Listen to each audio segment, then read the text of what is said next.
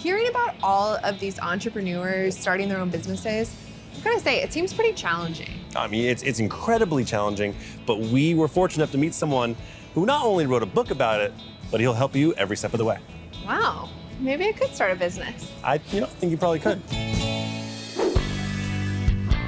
Joshua, Denny. Glad to be here, Rob. Definitely. Thanks for having me. So you are a business coach, but I don't think a lot of people really understand what that means. No, Rob, it's quite simple. A business coach is someone that helps an aspiring entrepreneur to get their vision into actual production so they can create revenue and actually start to move down that path towards success. And so how did you even get into the business of being a coach? I'm a business guy and I build businesses and I enjoy it, I love it. And I enjoy seeing people win. So I was helping a lot of my friends and other people, referring people, and it started taking time away from my enterprises. So I basically just started charging people, thinking it would send them away, but it only started growing and now it's become its own business. What is it like traveling the world and giving conferences to people? When I'm teaching or I'm talking to people around the world, I'm really just trying to inspire them, one, but two, I'm giving them a practical plan of how to get there. And the coolest thing is watching them actually implement it and then have success. So you've been doing that for a very long time. What made you want to start or even consider writing a book?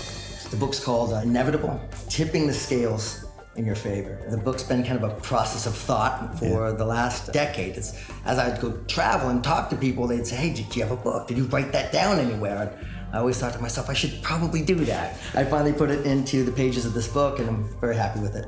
When the term tipping the scales in your favor is used, what does that mean? If you can imagine a scale, there's positive and negative. If you're like me or like most people, they're maybe on the negative side. They don't know what it looks like. They weren't raised in that environment and they can see it, but it's out of reach. And the idea of tipping the scales is putting more information on this side than that we have on this side. And eventually the scales would tip if you're willing to focus on the daily disciplines that make it so. Now, if someone's gonna read this book for the very first time, what are the three things you think that you really want them to get out of it?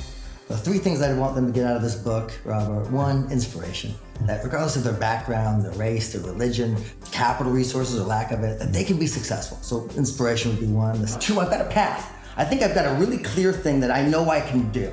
And the third thing I think they're gonna get is a step-by-step plan to start implementing some practical knowledge of how do I really do it. With that being said, what do you think the biggest problems are with startup businesses nowadays? Biggest mistake a business can do when they first launch is not research. So whether it's me or somebody else, I encourage people to get a coach right away. Well, thank you for coming in. Thanks for having me, Rob. And now we're gonna check out some other businesses that it's inevitable that you're gonna wanna see.